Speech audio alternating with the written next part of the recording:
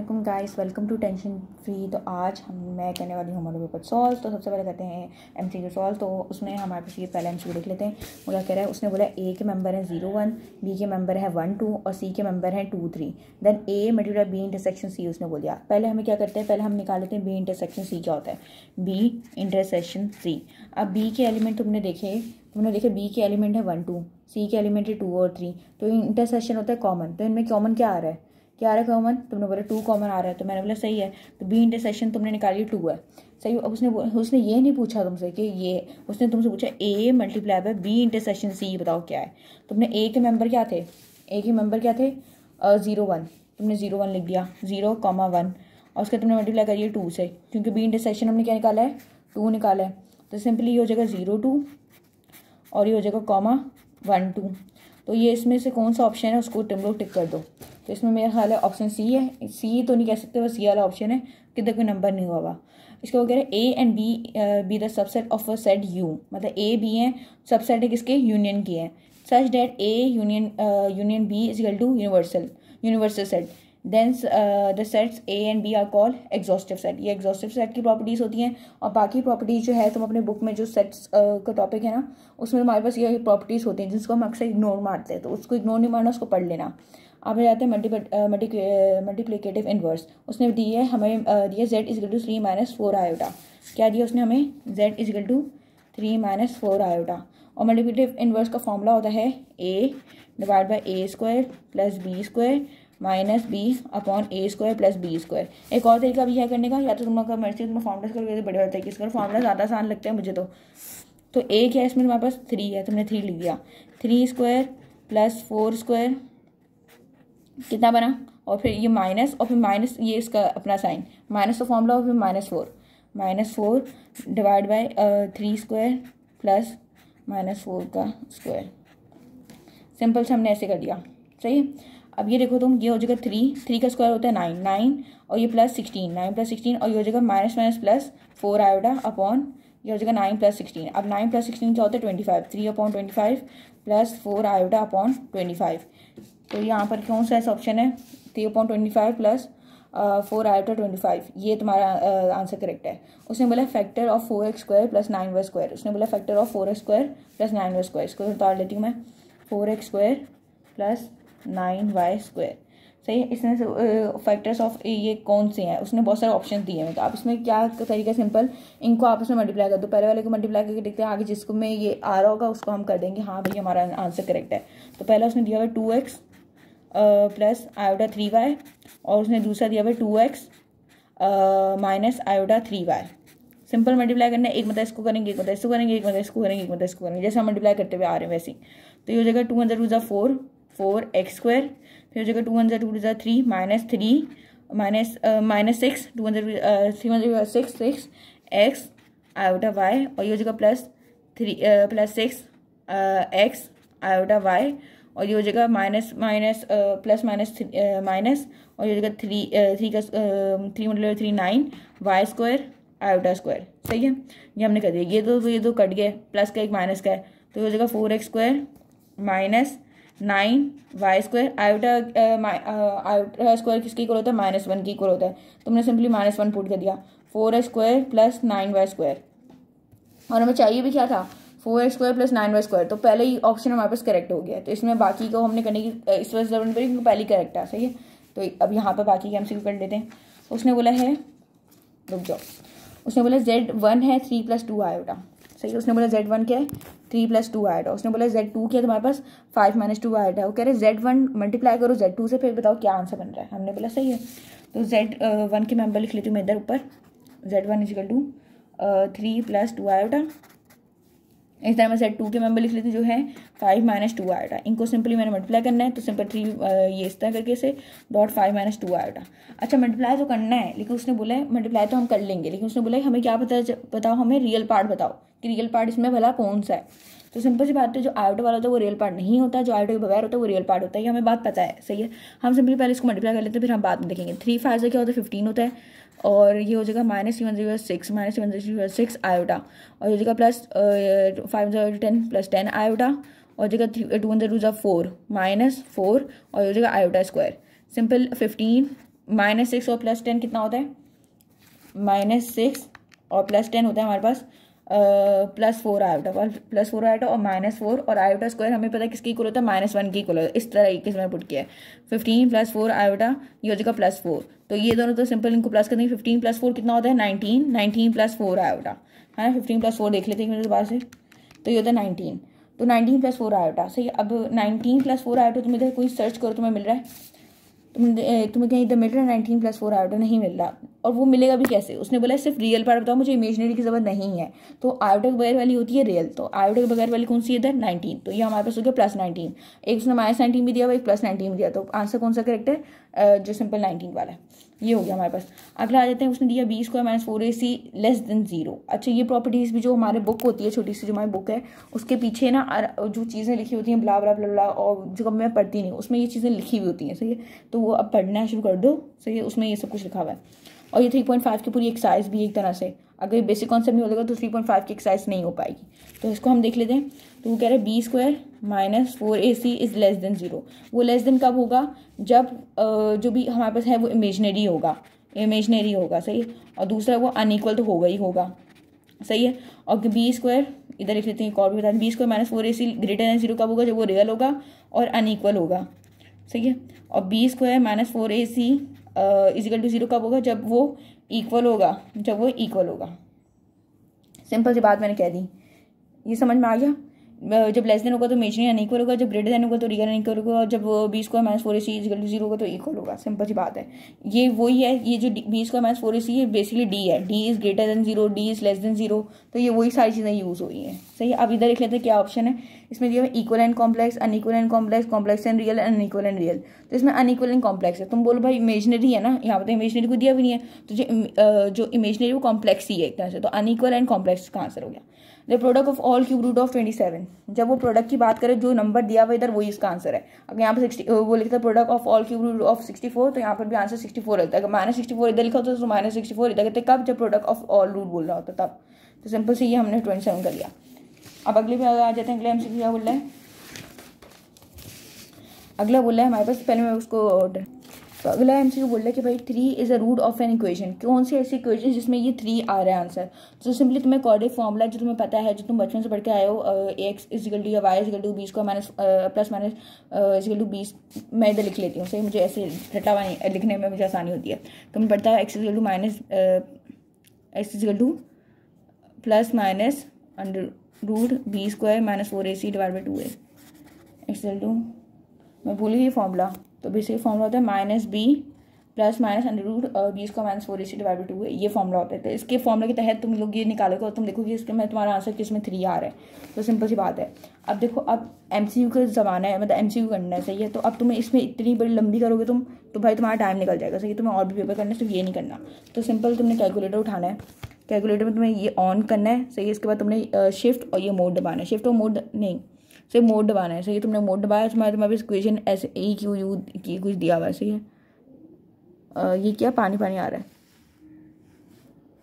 अच्छा खैर, तो हम दबाएंगे 5 सही है। यहाँ पे EQN कुछ दिया हुआ है, यहाँ पे हम दबाएंगे 5। इसमें हम करेंगे 3, जो 3 वाला है उसको हम दबाएंगे सही है 3। अब A इसमें क्या है तुम्हारे पास? यहाँ पे कुछ नहीं है, वहाँ पर A क्या है तुम्हारे पास? 1 है, 1 दबा दिया। B क्या है तुम्हारे पास? = दबाया, इसका B क्या है? -5 दबा दिया। फिर = दबाएंगे दोबारा, = फिर C क्या है तुम्हारे पास? 6, फिर तुमने 6 दबा दिया। फिर = दबाओगे, तुम्हारे पास एक आंसर है 3 जो हमें चाहिए था, और एक आंसर है 2। तो 3 तो आ रहे हैं, तो तुम्हारा पहले ही ऑप्शन करेक्ट हो गया। तुमने बोला भाई शुक्र है भाई करेक्ट हो गया गलत चीज़। तो बस सिंपल सी बात थी। तो तुम्हें जब जैसे ही अगर कोऑर्डिनेट फॉर्मूला उसमें लगाना पड़े तो तुम कैलकुलेटर से डायरेक्ट करोगे, लेकिन असल में जो फॉर्मूला होता है वो मैं तुम्हें लिख के बता दी ये होता है सही। अब हम आ जाते हैं अगले क्वेश्चन पे। अगला क्वेश्चन हमें बोलता है if alpha beta are the root of the equation this then the value is of, इसने एलसीएम लेने का बोल दिया सही। उसने दे दिया √α/β प्लस √β/α। ये तुम लोगों को थोड़ा मुश्किल लग रहा होगा क्वेश्चन, लेकिन यहाँ बहुत आसान। तो ये हो जाएगा 5x y² - 5y + 9 = 0। ये प्लस है, +9 = 0। ये हमारे पास ने पूरा क्वेश्चन दे दिया। आगे करते हैं। सबसे पहले हमें क्या करेंगे, जो प्लस माइनस का ऑपरेशन इस्तेमाल होते हैं तो हम एलसीएम लेते हैं नॉर्मल। तो इसमें भी हम वही नॉर्मल वाली हरकत करेंगे, कोई ऐसे एक्स्ट्राऑर्डिनरी हरकत नहीं कर रहे हैं हम इसमें। सिंपल एलसीएम लेते हैं। तो ये हो जाएगा अल्फ़ा बीटा अल्फ़ा का स्क्वायर, क्योंकि देखो यहाँ पर बीटा है, यहाँ पर अल्फ़ा नहीं है, तो ये हो जाएगा अल्फ़ा स्क्वायर प्लस यहाँ पर अल्फ़ा, यहाँ पर बीटा नहीं है तो बीटा का स्क्वायर। सिंपल यही हो रहा है एलसीएम लेने के बाद। सिंपल तो हम मैं ऐसे कर सकती हूँ, अंडर रूट इधर alpha square plus beta square करके इधर लिख दूँ और इधर भी एक अंडर रूट अल्फ़ा बीटा करके लिख दूँ। सही है। अब अंडर रूट ये अल्फ़ा स्क्वायर से अल्फ़ा स्क्वायर, यहाँ पर स्क्वायर है, यहाँ पर इससे अगर हम इसको ऐसे लिख के दूँ अल्फ़ा स्क्वायर प्लस, थोड़ा और लंबा कर लेते हैं, इस तरीके से मैंने लिख दिया। कोई गलत बात है? नहीं है बात गलत। तो सिंपल सी बात है। तो बताइए ये स्क्वायर इससे कैंसिल हो जाएगा, ये इसको कैंसिल कर देगा। सही है। तो अल्फ़ा प्लस बीटा आ गया और अंडर रूट अल्फ़ा बीटा आ गया। अब अल्फ़ा प्लस बीटा का फॉर्मूला होता है, क्या होता है अल्फ़ा प्लस बीटा का फॉर्मूला क्या होता है, तुमने पढ़ा हुआ है -b/a, और अल्फ़ा बीटा का फॉर्मूला क्या होता है c/a। सही है। तो पहले वाला फॉर्मूला लगाते हैं अल्फ़ा प्लस बीटा वाला, तो -5/1 हो जाएगा ना, -5/1, तो सिंपल पॉजिटिव 5 हो जाएगा upon under root alpha beta मतलब c/a, तो c ये रहा 9/1, तो 9 हो जाएगा यहाँ पर। तो अंडर रूट 9 है, तो अंडर रूट 9 का लोगे तुम 5.3 हो जाएगा। अच्छा, अब उसने 5.3 भी दिया है, 5.9 भी दिया है, तो कंफ्यूज नहीं होना, ये क्या है 5.3 है। आगे उसने सम ऑफ एन टर्म ऑफ 2 4 6 ब्ला ब्ला क्या है ये। तो सिंपल तुम्हें एस एन का फॉर्मूला लगाना है, जो कि होता है अगले पेज पे S N is equal to n/2 2a plus n-1 और d। और अच्छा ऐसे simple same to same question भी था जो मैंने किया था, तो सिंपल समझो क्वेश्चन से ही आया है। तो एस एन की जगह n ही आ जाएगा अपॉन 2 a क्या है इसमें, a पहला मेंबर होता है, तो ये क्या है 2, ये 2 है, प्लस n-1 और d हमें होता है डिफरेंस, कॉमन डिफरेंस जो हम करेंगे b माइनस a, b और अब 4 माइनस a, 4 माइनस 2 होता है 2 ही होता है इस केस में, तो 2 लिख देंगे सिंपल। तो जगह S N is equal to n/2, फिर हो जाएगा 4 2 2 से 4 प्लस 2n माइनस 2, जब मल्टीप्लाई हो गया simple. S N is equal to n/2, 4 minus 2 कितना होता है 2 plus 2n। S N is equal to n/2, 2 common ले लो, क्या हो जाएगा 1 प्लस n, 2 से 2 कैंसिल होगा या नहीं होगा, होगा। S N is equal to n 1 plus n, तो हो जाएगा n plus n square is equal to S n. Simple सी ये बात होगी कंप्लीट। अब वो कह रहे हैं 1, x², 6 - x² will form a GB for x is equal to. सही। अच्छा ये जो है ना ये सवाल, ये एक क्वेश्चन भी था जो मैंने सॉल्व किया था जब एक्सरसाइज की थी मैंने, उसमें एक क्वेश्चन भी था एक तरह का, लेकिन अब इसमें हल्का सा पार्ट करना है इसमें, लेकिन पूरा इस तरह से क्वेश्चन भी था। तो ये हम कर लेते हैं GB हमें पता है, पहले मैं इसको सवाल बता देती थी। हाँ, तो ये मेरा सवाल था। GB पता है हमें कॉमन रेशियो होता है, मतलब कि क्या कहते हैं b माइनस a या c माइनस b, इस तरह नहीं, b डिवाइड बाई a और c डिवाइड बाई b, इस तरह होता है कॉमन रेशियो। सही है। तो हम उसको इस तरह कहते हैं, ये x, तो ये हो जाएगा b डिवाइड बाई a ना, तो x² divide by 1 is equal to c divide by b, तो 6 - x² डिवाइड बाई x²। अब is equal to cross multiply हम बिल्कुल कर सकते हैं, हम कर लेते हैं, x4 हो जाएगा इज इक्वल टू 6 - x² हो जाएगा, जब इससे मल्टीप्लाई होगा 1 तो वो यही हो जाएगा। तो सिंपल से हम इसको अरेंज कर लेते हैं, x4 प्लस हो जाएगा x², ये हो जाएगा प्लस 6 इज इक्वल टू 0। आप कोऑर्डिनेट फॉर्मूला लगाना है। सही है, कोऑर्डिनेट फॉर्मूला लगाना है, लेकिन इस बार पहले हम पहले निकाल लेते हैं ना, तो वही फॉर्मूला अभी कैलकुलेटर यूज़ करेंगे। क्यों? क्योंकि इतनी लंबी करनी नहीं है, तो पहले से दबा से बता दूँ, ये 5 दबाया फिर 3 दबाया, बस इसमें करना है। तुम्हारे पास a क्या है, तुम्हारे पास a यहाँ पर 1 है, b तुम्हारे पास 1 है और c तुम्हारे पास 6 है। तुम्हारे पास आंसर आ रहा है ये क्या फालतू आंसर आ रहा है, एक मिनट जो मैं कोई गलती की होगी। x4 प्लस x², ये हो जाएगा -6। सही है, हो जाएगा -6, जब उधर जाएगा तो -6 हो जाएगा। सही है, तो दोबारा से कर लेते हैं इसको, ये हो जाएगा -6। तो तुम्हारे पास तुम्हारे पास x² आ रहा है, एक 2 आ रहा है, और तुम्हारे पास x² एक आ रहा है, क्या आ रहा है -3 आ रहा है। अब मैंने यहाँ पे x4 था ना, तभी यहाँ पर x² लिखा है मैंने। सही है, तो सिंपल अंडर रूट लेंगे, तो ये हो जाएगा x equal to under root 2 हो जाएगा, और ये x equal to under root 3 iota हो जाएगा। यही है। तो उसने क्या बोला है हमें कि भाई ये जो है इसमें से कौन सा आंसर को, तो अंडर रूट 2 हमारा आंसर आ रहा है, बिल्कुल आ रहा था कि अंडर रूट वाला जो है वो करेक्ट हो जाएगा। सही है, सिंपल हमने करना था। और उसमें मैंने मिस्टेक क्या की थी, मैं उधर लेके गई थी तो मैं माइनस साइन लगाना भूल गई थी। सिंपल। और मैं अगला करती हूँ, मैं इसको पेज पर अच्छा, अब अगले में करते हैं। तो उसमें बोला H M between 1/2 and 1/4 harmonic mean बोल रहा है। मतलब हार्मोनिक मीन कौन सा चैप्टर है तुम्हारा 6.8 में है। तो वो कह रहे हैं 1/2 एंड 1/4 इनके बीच में तुम्हें बताना है, सही है, हार्मोनिक मीन। तो बेसिकली हार्मोनिक मीन जो होता है वो मतलब एच पी जो होता है, समझ लो एच पी जो होता है वो रेसिप्रोकल होता है किसके, ए पी के। तो हार्मोनिक मीन जो होगा रेसिप्रोकल किसके होगा, हार्मोनिक मीन किसके रेसिप्रोकल होगा, ए पी के, ए एम के। तो ये हो जाएगा ए, अगर हम इसको रेसिप्रोकल करें तो ये हो जाएगा 2 and 4 ऐसे ही हो जाएगा। ए एम के लिए अगर हम निकालें मतलब वो अर्थमेटिक मीन निकालें तो अर्थमेटिक मीन का ए एम का फॉर्मूला होता है a + b/2। ये थोड़ा आसान है, तो सिंपल तुम ऐसे कर दो 2 + 4/2। तुम्हारे पास आ जाएगा 2 + 4/2 करो। पहले इसको मैं चेंज कर लूँ। 2 + 4/2 तुम्हारे पास क्या आता है, तुम्हारे पास आ रहा है 3। तो तुम्हारे पास आ गया ए एम आ गया 3। तो अब इसको ए एम तुम्हारे पास क्या आ गया 3 आ गया।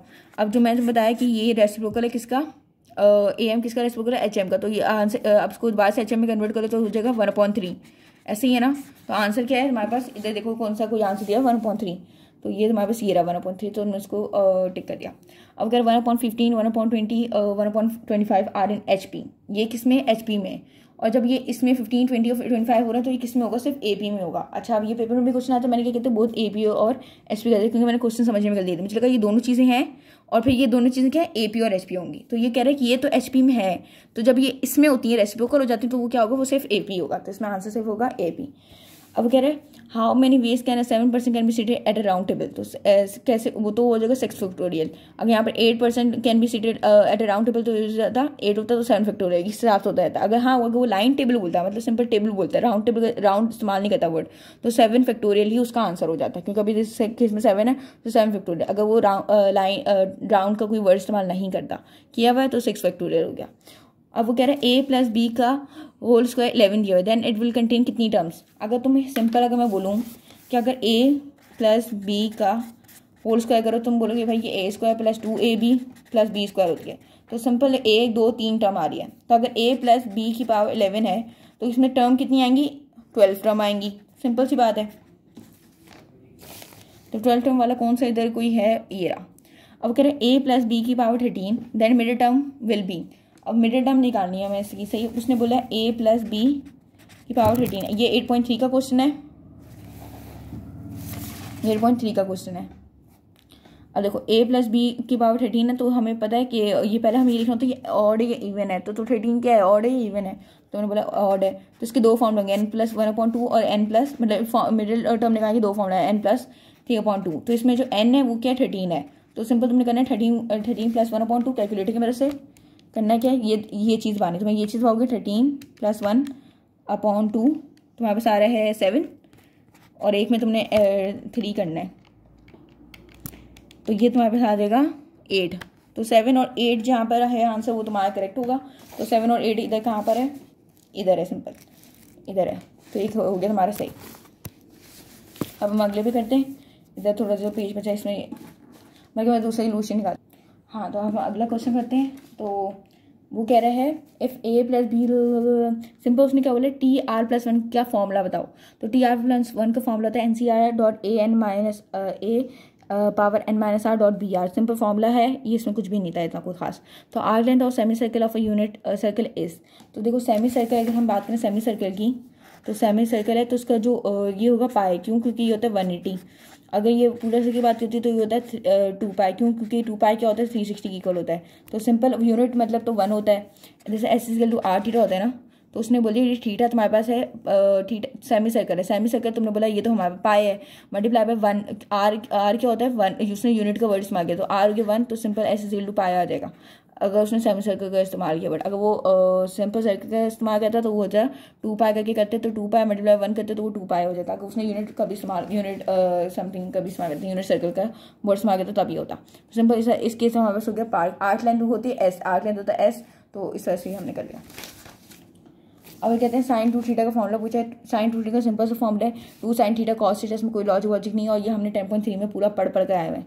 अब बताते हैं cos u - cos v, तो -2 sin u + v, और ये हमारा पूरा फॉर्मूला है, सही है। अब ये फॉर्मूला है, अब इसमें कुछ कर नहीं सकते। अच्छा पेपर, अभी इसने साइन 2 थीटा दिया है, पेपर में शायद वो कॉस 2 थीटा दे दे, वो तुमसे पूछे फॉर्मूला। अभी इसने कॉस यू प्लस वी दे, वो कहते यू माइनस वी दिया, वो पेपर में पूछे cos u plus cos v. तो बेसिकली जो इसमें पूछा है ना उसने, तुम्हें पैटर्न याद करना, यार मुझे फॉर्मूला याद करना है, तो बेसिकली इसमें ज़्यादा फॉर्मूला है, तुम्हें फॉर्मूला रट लेने अच्छी तरह। अब आ जाते हैं 10 पाई/2 प्लस थीटा। 10 पाई/2 प्लस थीटा उसने पूछा है क्या, 10 पाई/2 प्लस थीटा। तो 10 पाई/2 किसके इक्वल है, तो पहले ये निकाल लेते हैं। सिंपल दोनों में पाई/2 को हम करेंगे पहले उसमें ये तो रेडियन में, इसको डिग्री में कन्वर्ट करने के लिए 180/पाई करेंगे। तो ये किसके इक्वल है, ये तो हमारे पास आंसर आ रहा है 90। तो 10 वो बोले 10 90 प्लस थीटा निकाल के बताओ, हमने बोला सही है। तो तुमसे सबसे पहले इसको कंसिडर करो, ये होता है all positive, all student take coffee, all student take coffee. ये होता है 0, ये होता है 90, ये होता है 180, ये होता है 270, ये होता है 360। सही, उसने बोला 90 प्लस थीटा, 90 ये रहा, थीटा ये रहा, 90 प्लस थीटा मतलब यहाँ पर। अच्छा पहले जैसी 90 या 270 में से कोई भी चीज़ आती है पहले बोलता है चेंज, हम बोलेंगे चेंज। 90 270 में कोई भी चीज़ आती है वो होती है चेंज। तो इस केस में होता है 10 जो होता है वो कॉट में तब्दील हो जाता है, तो कॉट थीटा हो जाएगा। फिर इसका हमें साइन का देखना पड़ता है। तो उसने बोला 90 प्लस थीटा, 90 प्लस थीटा तो इधर आ रहा है, तो इधर क्या पॉजिटिव, इधर साइन पॉजिटिव है, 10 क्या होगा नेगेटिव होगा, तो सिंपल हमने नेगेटिव का साइन डाल दिया। तो ये वाली चीज़ देखो, 10 थीटा जो होता है, और अगर 90 या 270 आते तो 10 थीटा हो जाता है कॉट में कन्वर्ट, साइन थीटा हो जाता है कॉस में कन्वर्ट, और कॉस हो जाए थीटा हो जाता है साइन में कन्वर्ट, और बाकी का मुझे याद नहीं आ रहा। इस तरह कुछ होता है। सही, ये पूरा एक बेसिक कॉन्सेप्ट है एलाइड एंगल का, ये 10.2 में हमें पूरा मिला था। सही, उसके क्वेश्चंस इसी के मुताबिक सॉल्व हो रहे थे। तो ये सिंपल उसने MCQ में हमें पूछा था, माइनस कॉट थीटा वाला कौन सा है, ये वाला है। मे भी शायद वो ऐसे भी देता, वो कॉट थीटा और माइनस कॉट थीटा दे देता। तो उसके बाद ये जो ये वाली चीज़ है ना, तब ये बनाना जरूरी होती है। वैसे तुम्हें पता है 90 आ रहा है, ये तो चेंज तो होगा ही होगा, ये तो तुम्हें नॉर्मल सी बात तुम्हें पता ही होती है। लेकिन क्या है कि माइनस के साइन में कंफ्यूज ज़्यादा अगर तो वो ऐसा करता। अब जाते हैं, ये उसने दे दिया A=B C, और उसने बोला एरिया क्या है। तो सिंपल सी बात है, ये पूरा एक क्वेश्चन था 12.4 में पूरा एक क्वेश्चन था जिसमें एरिया निकालते थे। उसका कोई मेरे ख्याल है सेकंड लास्ट कोई सवाल था जिसमें ये दिया हुआ था। तो उसमें उसमें x दिया हुआ था, हमने सपोज x किया था ना, तो √/4 x² आती है। गाइड में भी क्वेश्चन है, ये पूरा एक क्वेश्चन है, अलग से सॉल्व हुआ है, और 12.4 की एक साइज में मैंने अपलोड की हुई है, वो तुम देख भी सकते हो। तो उसका पूरा एज इट इज क्वेश्चन था, तो उसके हिसाब से आंसर मैंने कर लिया। अब वो कह रहे हैं if in triangle ABC if angle A is a standard position then law of cosine है। सिंपल उसने ये जो ऊपर की जो भी उसने बोला है उसको छोड़ो, बाद वो क्या कह रहे हैं, वो बोल रहा है भाई फॉर्मूला बता दे लॉ ऑफ कोसाइन का। तो लॉ ऑफ कोसाइन का फॉर्मूला क्या होता है, इतने बच्चे तो नहीं हमें पता है ये क्या होता है। तो सिंपल अगर याद नहीं भी आ रहा है तो देखो सिंपल से जो मैंने तरीका याद किया मैं तुम्हें ट्रिक बता देती हूँ। A B C alpha beta gamma, simple से। ओ अभी मोबाइल ले जाता। खैर ये हमने कर लिया, सही है। अब हमें निकालना है किसका है, अल्फा के लिए निकालना है, कॉस अल्फा उसने बोला है ना। देखो यहाँ पे तुमने सिंपल V बनाना है, V बनाया तो पता चलेगा कॉस अल्फा किसके इक्वल है, B² + C² - A² divide by 2BC। अब ये हो जाएगा cos alpha is equal to cos alpha 2BC is equal to B² + C² - A², और ये हो जाएगा A² is equal to B² + C², ये उधर जाके क्या हो जाएगा -2BC कॉस अल्फा। तो इसमें ऐसा कौन सा वाला है, ये सिर्फ नीचे वाला ही है वो। तो बेसिकली सारे फॉर्मूले याद नहीं नहीं, कुछ याद कर लो, उसके हिसाब से करते रहो। अब ये कह रहे साइन α/2, ये किसके इक्वल है यार, ये जो है ना 12 के चैप्टर में जहाँ पर हमने उसके कॉन्सेप्ट दिखा था एरिया और वो एरिया निकालने का, उसमें ये बिल्कुल एज इट इज फॉर्मूला दिया हुआ है। तो ये होता है √S - C divide by BC। तो ये सिंपल ये वाला फॉर्मूला है, और वो तुम लोग देख सकते हो। सो ये पेज नंबर अगर मैं मेंशन कर लेती, मैं एक बार देखो मैं तुम लोग दिखाती हूँ। तो ये सारे फॉर्मूले 347 में दिए हुए, 1 2 3 ये वाले फॉर्मूले याद कर लो। अभी उसने ये पूछा, फिर कल मतलब अगले में वो शायद ये पूछ ले या ये पूछ ले, तो ये सारे तुम लोग याद कर लो, हाईलाइट कर लो। तो ये बुक की इजी चीज़ होती है, इग्नोर ना मारो, सही है, इसको याद कर लेना, सिंपल फॉर्मूला है। तो कह रहे साइन x 1/2 किसके इक्वल है। तो simple sine x is equal to 1/2 किसके इक्वल है। सिंपल x क्लिक करोगे तो साइन इनवर्स 1/2 हो जाएगा, सही है। अगर यहाँ पे साइन थीटा इजिकल टू 1/2 दिया तो तुम क्या करते हैं, तुम ऐसे करते हैं theta is equal to sine inverse 1/2। तो इसमें सिंपल x दे दिया है, तो उसके हिसाब से तुम्हें करना है।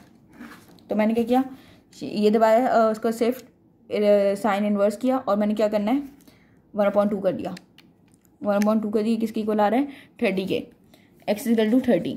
लेकिन मसला ये उसने 30 तो दिया वही नहीं है, उसने तो रेडियन में दिया हुआ है, उसने 30 तो नहीं दिया हुआ, रेडियन में दिया हुआ, कोई भी ऐसा आंसर नहीं है। तो सिंपल इसको तुमने पहले करना है रेडियन में। रेडियन में कन्वर्ट करने के लिए क्या होता है, तुम्हें करना होता है मल्टीप्लाई बाय पाई अपॉन 180। तो तुम्हें मल्टीप्लाई करना होगा इसको 30 को 30 मल्टीप्लाई बाय पाई अपॉन 180। तो तुम्हारे पास ये आंसर आ रहा है पाई अपॉन 6।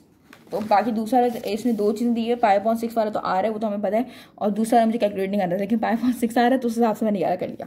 तो ये हो गया। आगे करते हैं, आगे क्वेश्चन शुरू हो गए। क्वेश्चन ये प्लेलिस्ट बनेगी तो अभी MCQ हो गया, आगे मैं फिर वो अलग से अपलोड करती हूँ, तो तुम लोग वो जल्दी से जाके पार्ट उसका देख लेना नीचे।